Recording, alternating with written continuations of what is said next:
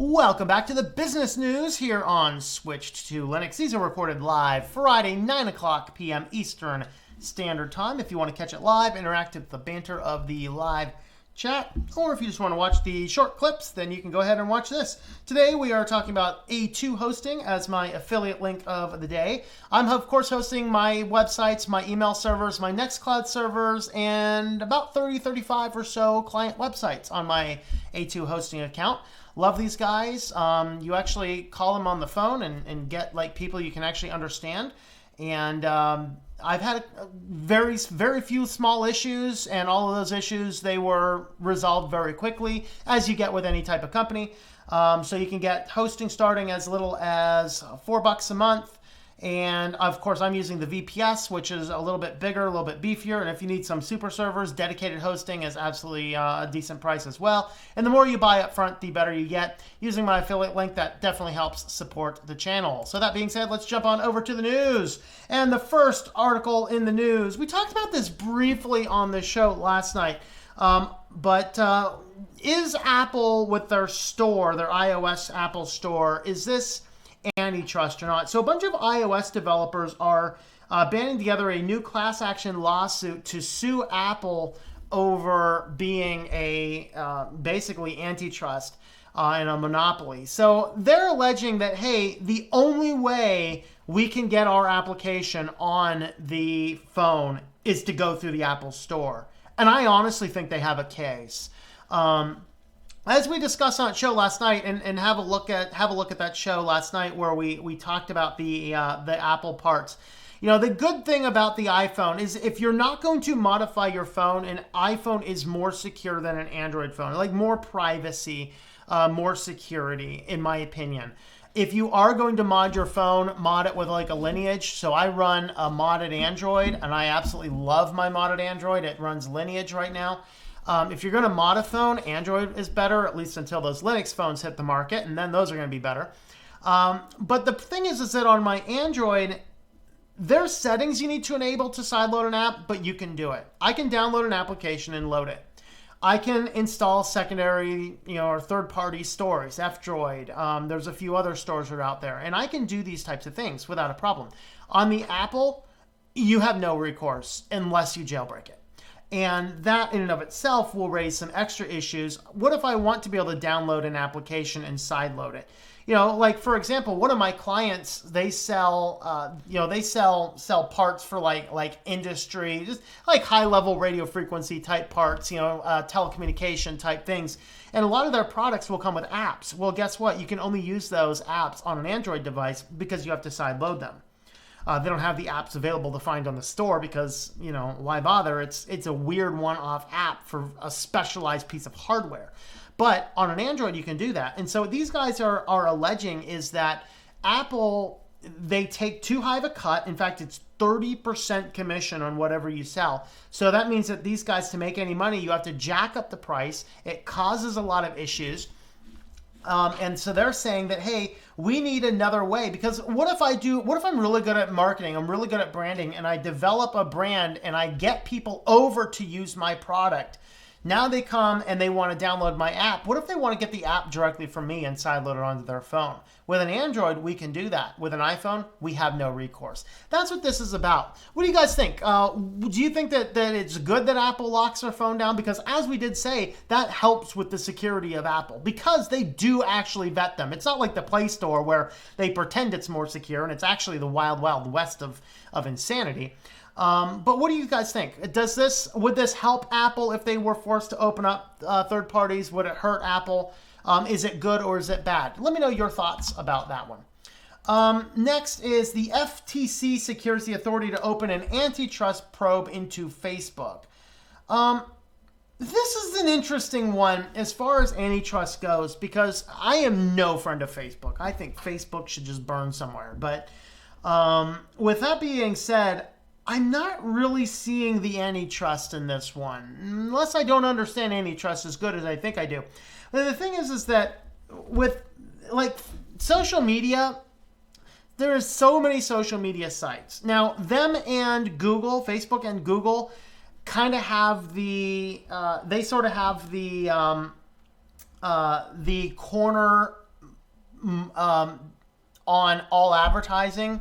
In fact, I hear from people that use it, I hear that Facebook is way better advertising than Google is, which is terrifyingly shocking because who uses social media to be sold things? But regardless, I guess that happens.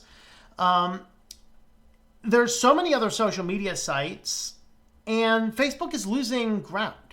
I don't see what this is going to be about. Now, this is in the middle of the Justice Department is looking into Google, FTC is looking into Facebook and Amazon. So this is interesting. I'm not sure what I think about this. Please educate me, guys. Let me know in the comments down below.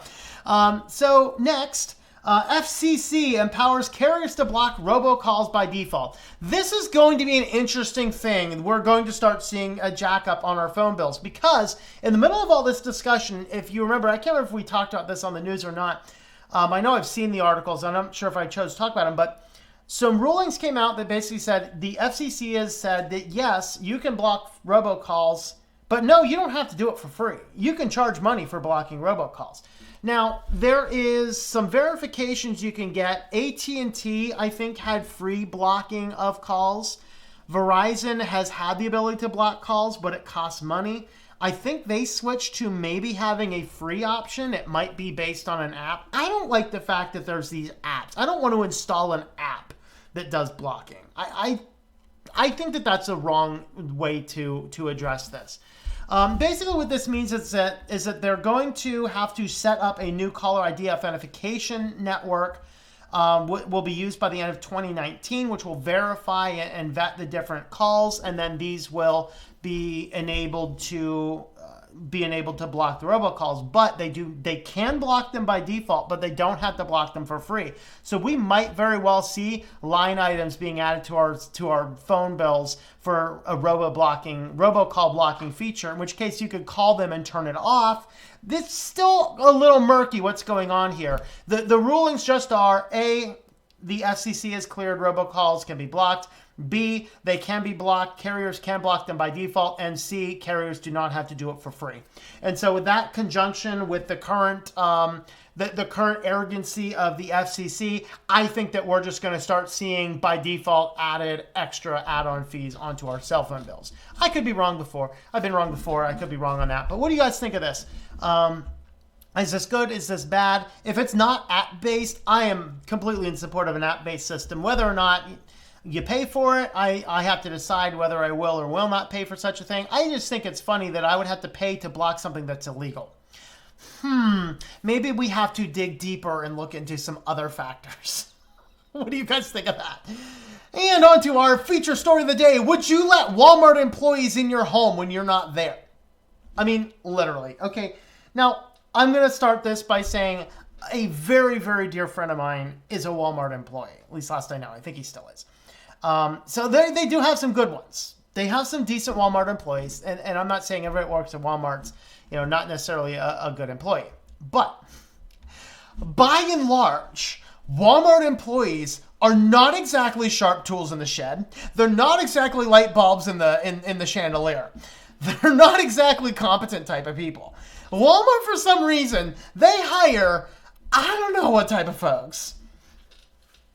Do we want these people in our houses? Guys, you remember Amazon tried to do this stuff? It's the smart technology. We're going to come on in and you're going to allow us to open up your door and set the package inside. This is literally Walmart coming into your house when you're not home and stocking your refrigerator. Bleh.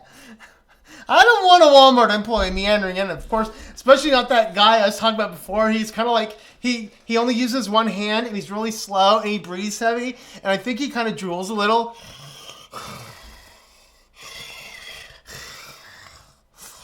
I don't know. So, you can be anywhere you want. You don't have to be home. We deliver fresh groceries from your local store to your kitchen or your garage. Literally, directly into your fridge, where they belong. Introducing Walmart In-Home, a new convenience from Walmart. Oh, Debbie is on the way. Meet Debbie. Oh, God. All right. So they don't have a lot. This is one of the things. Okay, how do they enter your home? It's your preference. You choose between the front door or the garage, and the appropriate smart device enables the delivery associate to gain one-time access. So in other words, you have to have some type of smart lock, a device connected to the internet that somebody can hack. Gotcha. Then do you need to buy a security camera? No, the delivery associates are equipped with a wearable camera. So they're basically wearing, your cop cams, your body cameras. You can watch the entire delivery live as it's happening, or view the archive video later. You'll be able to see the whole process from opening your door. What happens if they go and they close the door, kind of close the door, turn off the body camera, and go in and loot the place? Because I have seen people, Walmart employees, that do that type of stuff, guys. I'm telling you. How much does it cost?